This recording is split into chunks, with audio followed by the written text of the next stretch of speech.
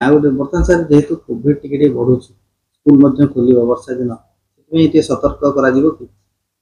ନିଶ୍ଚୟ ଯେତେବେଳେ କୋଭିड ବଢିବ ସେତେବେଳେ ନିଶ୍ଚୟ ତାକୁ ସମସ୍ତଙ୍କୁ ସ୍କୁଲର ଶିक्षक ଏବଂ ଛାତ୍ରଛାତ୍ରୀ ସମସ୍ତେ ଯେଉଁମାନେ ଯେତେବେଳେ ସ୍କୁଲ ଖୋଲିବ ସେତେବେଳେ ସମସ୍ତଙ୍କୁ ସତର୍କ କରାଯିବ।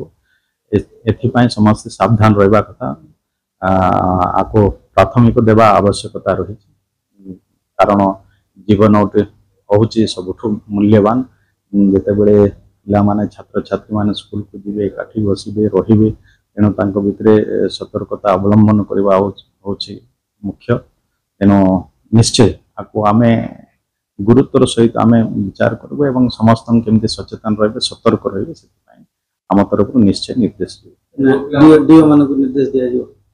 ନିଶ୍ଚୟ ଯେତେବେଳେ କୋଭିଡ ବଢୁଛି, ବୃଦ୍ଧି ହେଉଛି, ଏଥିପାଇଁ ସମସ୍ତେ ସତର୍କ ରହିବା ଆବଶ୍ୟକତା ରହିଛି। ତେଣୁ କ'ଣ କ'ଣ ସତର୍କତା ଅବଲମ୍ବନ କରାଯାଇ ପାରିବ ତାକୁ ନିଶ୍ଚୟ ଆମେ ଆଗାମୀ ଦିନରେ ଡିଓ ମାନଙ୍କୁ ବିଭାଗ ତରଫରୁ ନିର୍ଦ୍ଦେଶ ଯିବ ଏବଂ ସମସ୍ତେ ସଚେତନ ହେବେ, ଯେମିତିକି କୋଭିଡ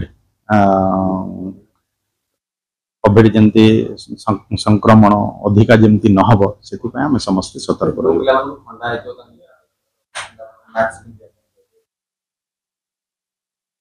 ନିଶ୍ଚୟ ଯେତେବେଳେ ସ୍କୁଲ ହବ, ଯେତେବେଳେ କାହାକୁ ଯଦି ଥଣ୍ଡା ହେଲା କ'ଣ ହେଲା ସେଥିପାଇଁ ସତର୍କ ରହିବା କଥା। ସେମାନେ ମାସ୍କ ପିନ୍ଧିକି ସ୍କୁଲକୁ ଯିବେ, ନଚେତ୍ ଯଦି କିଛି ଅଧିକା ହେଉଛି ସେମାନେ ଘରେ ରହିବେ, ତାଙ୍କୁ ଆଇସୋଲେଟ୍ ହେଇ ରହିବା ବି ଆବଶ୍ୟକତା ରହିଛି। ସେ ଦୃଷ୍ଟିକୋଣରୁ ଆମେ ଯେତେବେଳେ ଯାହା ସ୍ୱାସ୍ଥ୍ୟ ବିଭାଗ ତରଫରୁ ଯାହା ଯାହା ନିର୍ଦ୍ଦେଶ ଆସିବ ଆମେ ତାକୁ ବି ପାଳନ କରିବୁ।